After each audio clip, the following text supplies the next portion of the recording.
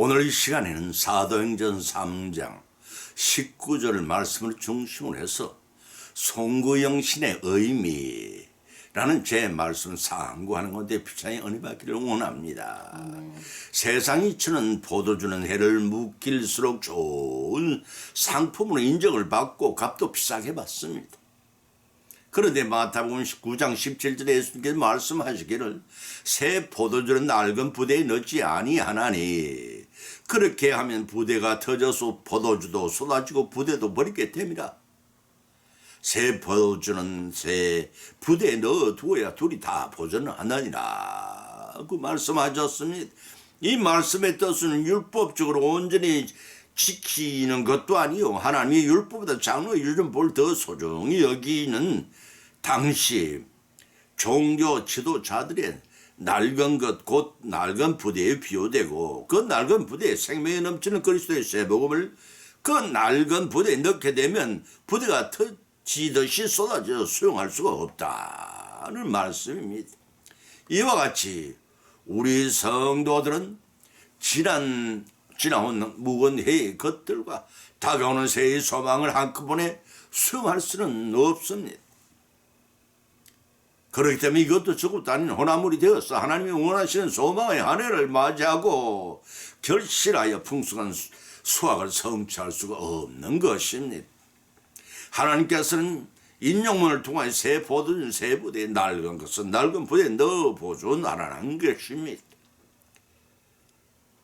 섞여지는 것을 원치 않으셨습니다.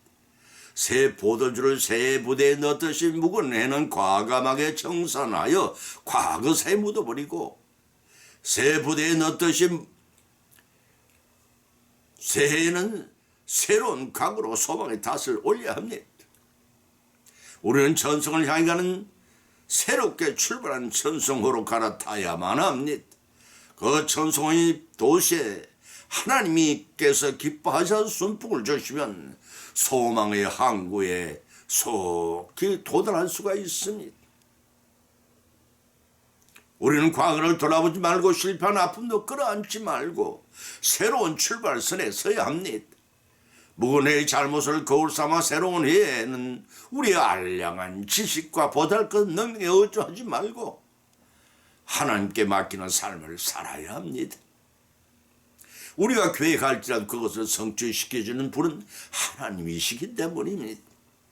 인간의 생사와 화복을 주관하시고 원하시는 뜻대로 절대 주권을 행사하시는 하나님의 섭리 가운데 사는 게 우리 인생들입니다. 그러한 의미에서 오늘 이 본문 말씀을 세 가지로 정하고 상고하기를 원합니다. 첫째는 지난 해를 돌이켜보며 잘못을 깊이 회개하는 것입니다. 두 번째 새로운 목표를 세우라는 것입니다. 세 번째는 하나님께 인도하시며 돌봐주실 것을 기도해야 한다는 것입니다.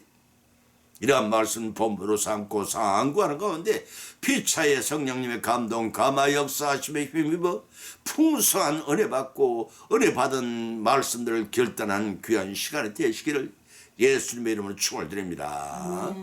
첫 번째는 지난 해를 돌이켜보면 잘못을 깊이 회개하는 것입니다. 사도행전 3장 19절을 찾아보면 걸어보는 너희가 회개하고 돌이켜 너희 죄 없음 함을 받으라. 이같이 하면 유쾌하게 되는 날이 주 앞으로 이를 것이요 주께서 너희를 위하여 예정하신 그리스도 곧 예수님을 보내시리니 하나님이 영원 전부터 거룩한 선자 입을 의탁하여 말씀하신 바 만유를 회복하실 때까지는 마땅히 그를 받아 두리라고 하였습니다. 성전 미문에 털을 잡고 앉아서 구걸한 안전병이는 사도 베드로가 구원하여 준 직후의 일이 본문의 말씀입니다. 복음 증거하기 위해 성전을 들어간 사도 베드로 일행은 미문에 구걸하는 안전병이를 만납니다. 은과 금은 내게 없거니와 내게 있는 것으로 주노니 나 곧 나사렛 예수 그리스도의 이름으로 걸으라고 외친 사도 베드로가 안전병이 오른손을 잡아 일으키니 발과 발목에 힘을 얻고 뛰어서 걸으며 또 그들과 함께 성전을 들어가면서 기도하고 뛰기도 하며 하나님을 찬미하였다고 하였습니다. 사도행전 3장 1절로 11절의 말씀입니다. 그 광경을 목교가 놀란 청중들이 솔로몬 행각에 삽시간에 몰려들었습니다. 청중들을 향해 베드로 사도는 성령이 감동 감화 역사를 받아 설교를 행하게 됩니다. 누가 그를 무식한 어부로 출시라고 하겠습니까? 그때부터 사도 베드로는 예수님께 명하신 대로 사람을 낚는 어부가 되었던 것입니다. 사도행전 4장 4절에 의하면 말씀을 듣는 사람 중에 믿는 자가 많으니 남자의 수가 약 5천이 되었더라고 기록하고 있습니다. 그것은 엄청난 은사였습니다. 성령께서 안전병이 고쳐주시는 이적의 역사를 통해 사도 베드로를 권면하게 만드신 것입니다. 베드로 입을 열어 복음을 전한 능력을 성령께 주심으로 유창하게 설교를 하게 하였고 청중들로 하여금 지난 일을 돌이켜보면 잘못을 깊이 회개한 결과요 죄를 없이 하는 은혜를 받았던 것입니다. 자신의 잘못을 회개할 줄 모르고 살아가는 인생은 불섭을 지고 불쏘로 뛰어드는 자와 같고 타 죽을 줄 모르고 불꽃에 뛰어든 나방과 다름이 없는 어리석은 자라 할 것입니다. 사람이 용서할 수 없는 어떠한 중죄일지라도 하나님 앞에 잡아가고 회개하면 용서하고 살기를 열어주십니다. 알고도 행치하는 것은 더 큰 죄를 범하는 일이 됩니다.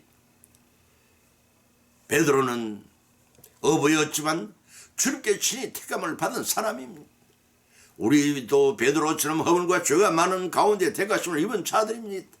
베드로와 우리 성도들 사이의 큰 차이는 베드로는 말씀대로 행하는 삶을 살아갔지만 우리는 말씀을 듣고도 곧 잊어버리거나 행하는 일을 싫어하거나 게을리했다는 점이 차이가 납니다. 단지 그 차이뿐이었지만 그 결과는 너무나 엄청난 것이었습니다.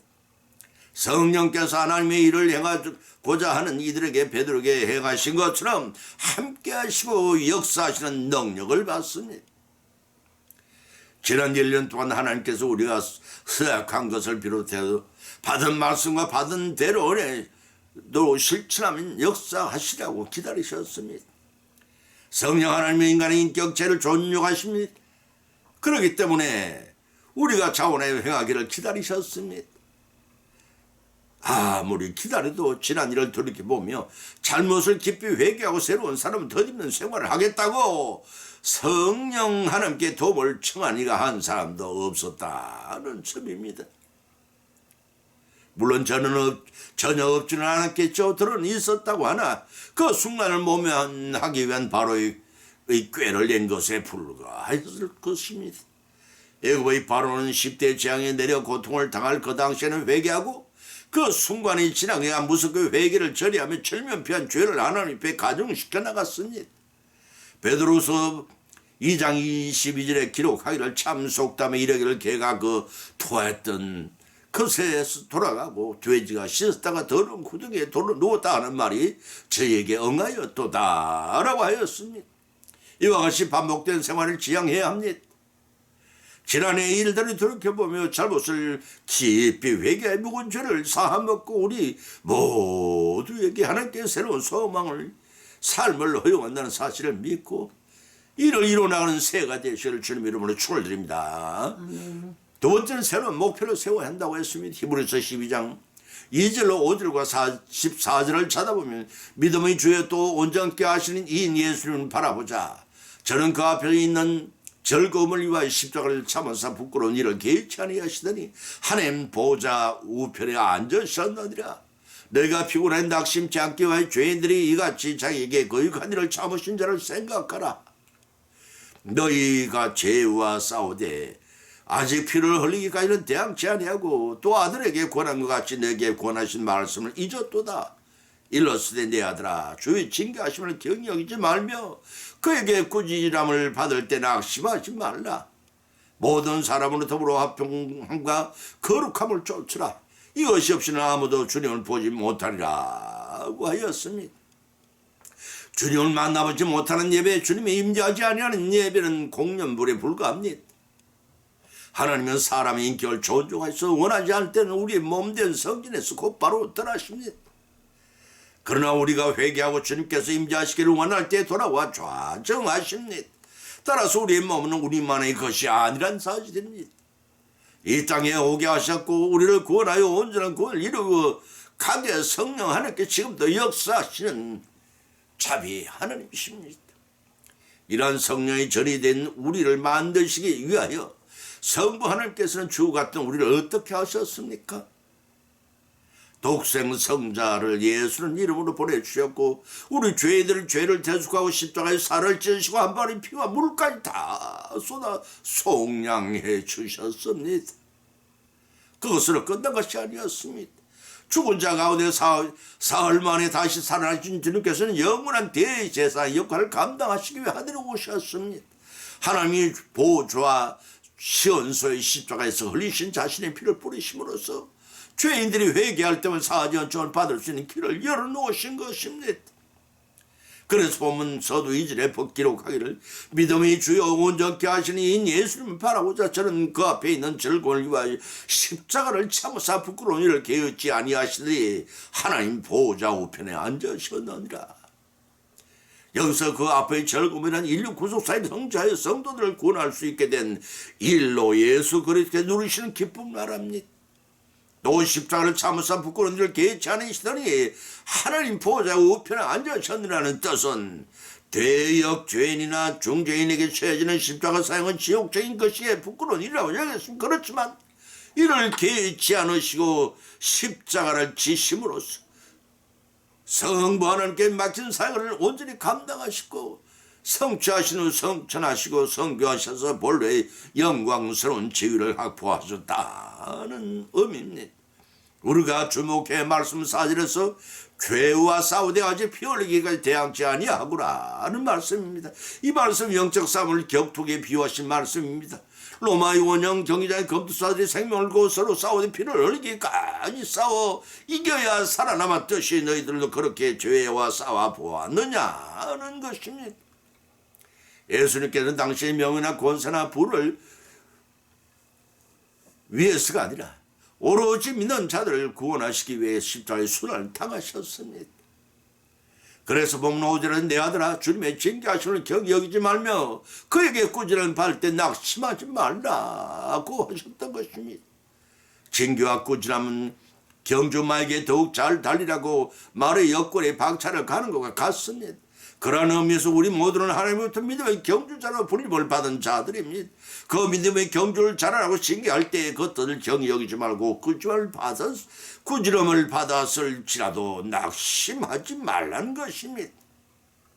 우리는 사생아와 같이 무관심을 당하는 불신자도 아니고 적자와 같이 하나님의 인침을 받은 자녀들인 것입니다.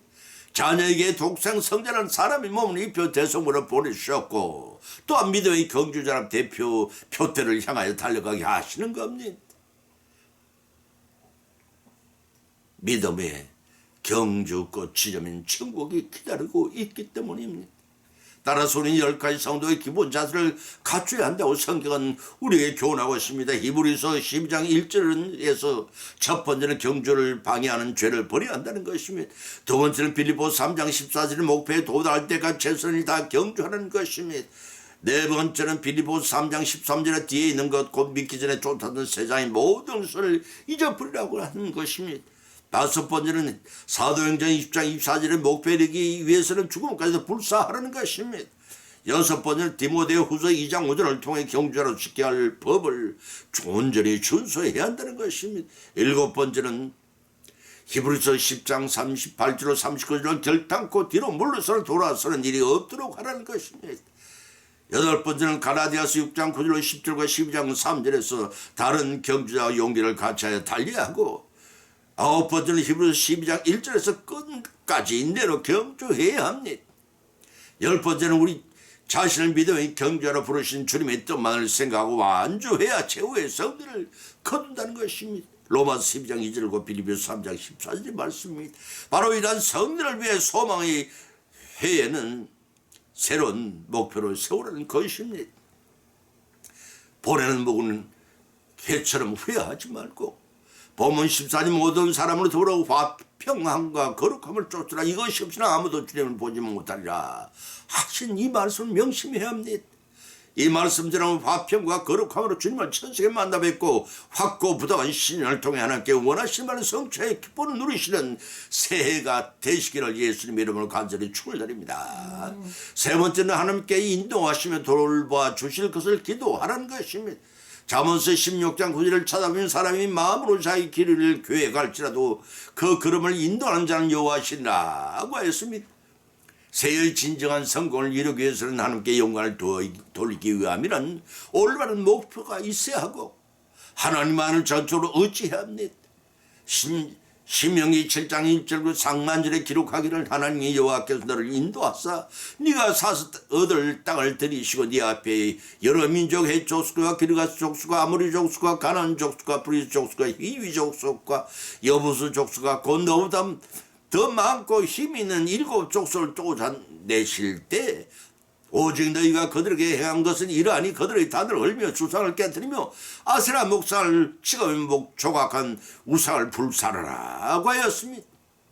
우리는 우리 죄인들 속에 남은 가난 질적으로 사용된 7종 죄악성의 뿌리를 뽑으라는 것입니다. 7종 죄악성이란 원죄 7가지의 죄악 성질을 가리킵니다. 오늘날 성도는 일만하게 뿌리가 되는 돈의 욕을 차단하여 믿음 지키고 남편이 자식되는 세상의 모든 물질을 하나님과 사람이 그것이 우상숭배가 됩니다. 이러한 모든 육신적으로나 영적으로 정결하게 대하고 우리가 세운 소망의 성취는 하나님께 맡겨야 한다는 말입니다. 미국 17대 대통령 앤드류 존슨은 시카고의 힐튼 호텔 하루만 묵어가게 되었습니다. 그 사실을 미리 알게 된 호텔 측에서는 이번 기회야말로 힐튼 호텔을 많은 사람에게 유명하게 알릴 절호의 기회라고 판단했습니다. 그래서 대통령이 다음날 잡수실 아침을 위하여 모든 요리사를 총동원하여 훌륭한 오찬을 준비하려 계획을 세웠습니다. 최고의 요리사들이 새벽 4시부터 출근해 조심스럽게 계획된 메뉴를 위하여 실력을 다하여 대통령 아침 식사를 준비했습니다. 드디어 다음날 아침 대통령이 조찬 시간이 되었습니다. 그런데 이게 어쩐 일입니까? 그날 아침을 위해 대통령이 주문한 음식은 한 조각의 샌드위치와 블랙커피가 전부였더라는 것입니다. 호텔 측 사정은 아는지 모르는 대통령이 그날 아침에 먹을 음식은 그것이 전부였습니다. 이 얼마나 허탈한 얘기겠습니까? 인간이 제 아무리 많은 수고와 노력을 할지라도 그것을 이루어 주시는 하나님의 은혜가 함께 하시지 않으면 이것 인간의 모든 노력이 이와 같이 숲으로 돌아간다는 사실을 여지없이 증명된 일화가 될 수 없습니다. 본문에서도 사람이 마음으로 자기 길을 계획할지라도 그 걸음을 인도하시는 자는 여호와시라고 하였습니다. 사랑하는 성도 여러분, 여러분 지금까지 살아오면서 경험했던 시행착오와 실패에서 우리는 무엇을 깨달았습니까? 젊은 시대는 자기 자신의 젊은 힘과 세상 지식을 가지고 세상에 도전하여 성공한 적도 있었을 것입니다. 이 모든 일을 배후에 하나님께서 조종하여 성공의 기쁨과 자질의 실패를 맛보았을 것입니다. 그들은 잘 깨달아 알지 못하였지만 나이가 점점 들어가고 산전수전을 다 겪은 인생들에게는 신자들이 아닐지라도 인간의 힘과 노력에는 한계가 있음을 알게 됩니다.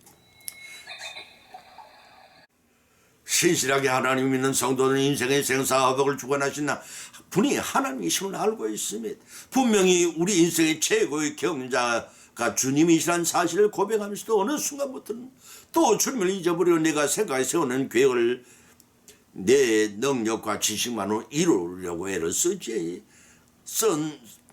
지난 해가 아니었지 돌이켜 봐야 할 것입니다. 이러한 계획은 묵은 해처럼 또 실패하고 말 것입니다. 예수님께서는 마태복음 11장 28절에 말씀하시기를 수고하고 무거운 짐진 자들아 다 내게로 오라 내가 너희를 쉬게 하리라 하셨습니다. 가장으로서 가정을 책임질 일이든 대통령 나라를 책임질 일이든 물질적이든 영적이든 모든 세상의 짐과 날마다 저지르는 우리의 죄짐이 주님께 맡기라는 것입니다. 믿고 맡길 때 모든 짐을 맡아 져주시며 해결해 주시는 주님이십니다. 이를 믿고 생사화복을 주관하시는 하나님께 맡기고 하나님께서 인도하여 시며 돌아봐 주시기를 기도함으로써 새로운 한 해는 묵은 해의 실패를 거듭하지 않고 성과의 기쁨을 누리시는 믿음이 신앙생활이 이루어지기를 예수님의 이름으로 간절히 축원을 드립니다. 아멘. 결론 맺습니다. 오늘 이 밤 본문 말씀을 상고하는데 비춰 믿음대로 은혜를 받았고 또한 세 가지 교훈을 받은 줄 압니다. 첫째는 지난 해를 돌이켜보면 잘못을 깊이 회개해야 한다는 것입니다. 같은 실수를 되풀이하지 않고 성숙한 믿음으로 잘 이어져 가기 위함인 것입니다. 두 번째는 묵은해의 실패를 거울 삼아 다가오는 새는 새로운 목표를 세워야 합니다. 세상에 그 목표를 세울 것이 아니라 저 천성의 표대로 세우고 달려가야 승리할 수가 있습니다. 세 번째는 인간이 마음으로 교회 갈지라도 그 걸음을 인도하시는 이는 여호와이심을 믿고 하나님께서 인도하시며 돌봐 주실 것을 맡기고 기도해야 합니다. 이러한 교훈을 말씀을 받은 것을 거치 말고 우리 실생 가운데 실천하시는 풍성 결실을 거두시는 저와 여러분이 되시기를 예수님 이름으로 간절히 축원을 드립니다. 아멘. 찬송가 586장을 올리겠습니다.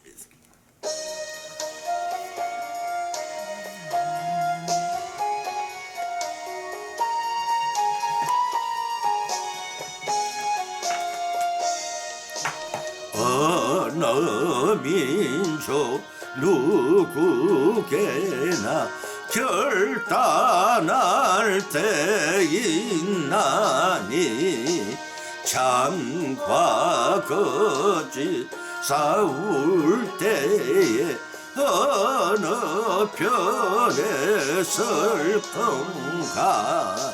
주가 주신 새 목표가 우리 앞에 보이니 빛과 어둠 사이에서 선택하며 살리라. 고상하고 아름답다 진리 편에 서는 진리 위에 억압받고 명예이익 의로도 비겁한 자 물러서나 용감한 자 구세게 낙심한 자 돌아오늘 그날까지 서리라.